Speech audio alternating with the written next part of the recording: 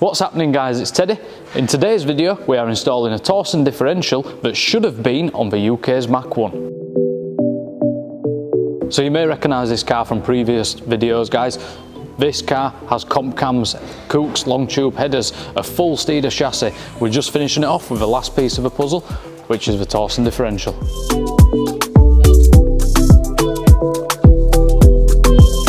So now that the differential is out of the car, I've already stripped the differential, the full housing has been stripped. It's ready for all new races, new bearings and new seals. We're installing a Torsen differential in this Mach 1. It is a great upgrade. I'll just tell you a little bit about how it works. So here we have the stock differential. The way a differential works is allowing one wheel to travel at a different speed to the other because it's travelling a different distance when turning. What that also means is when you're putting the power down, that you might get uneven power to different wheels, causing less grip. So the stock differential does, a limited slip differential, is when the power is spinning through one wheel, that energy is transferred over to the other side, closing the clutch packs and the spring in the centre, locking the other wheel. So then you get traction on both wheels. But to gain the traction, you need to slip, which is why it's a limited slip differential. The difference with the Torsen differential is it does away with the conventional LSD clutch packs and springs, and it has a series of gears. Now the gears that run around the outside of this can turn the gears on the inside, which is your drive from your prop shaft or your engine. When one wheel tries to turn the other, because of the way the gears are cut, them gears on the inside, in the centre, physically can't turn the outer gears, meaning there's no room for slip, but it can still turn independently of one another, which is what makes this so brilliant because there's no delay in getting that traction. So that's for differentials. Now also, while we're in here, because this is an NA build, as I said before, it's got cams, headers and a full chassis. It's an NA monster. We want to make the most of that, so we're changing the crown and pinion gears to a 3.73. The one that comes in this car is a 3.55. So by changing it to a 3.73, we're going to get a faster acceleration with shorter gear ratios. So let's get the housing rebuilt and the new differential in.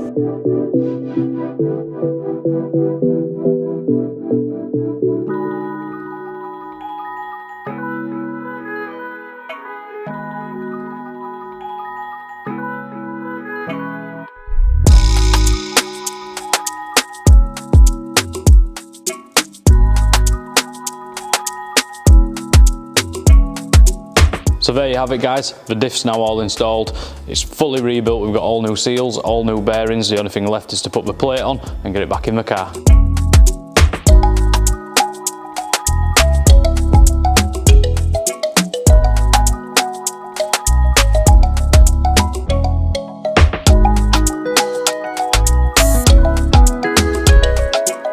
Now that the differential is back in the car and the car is going back together, one thing we are going to upgrade while this is off just to save on time is the Ford Performance Toe Link bushings, which is installed here. So we already have a full steeder chassis on this car, like I mentioned before. The adjustable toe links remove one of the very soft stock bushings, but the other is still in place. So we're going to get this pressed out and install the uprated Ford Performance bush.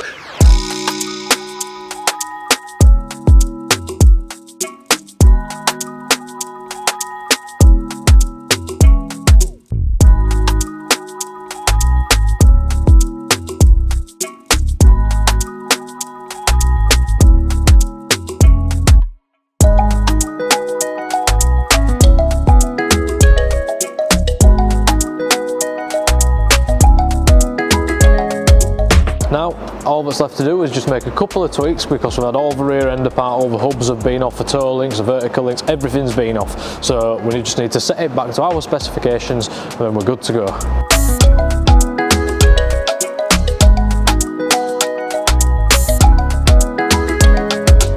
So the car is now all set up, guys. All that's left to do is do a road test, but we are going to save that for another video because, as you can see, it's not the best conditions for driving a Mustang. Even though we have got a Torsen differential in there, I don't think it's designed for snow. Thank you, guys, and we'll see you in the next one.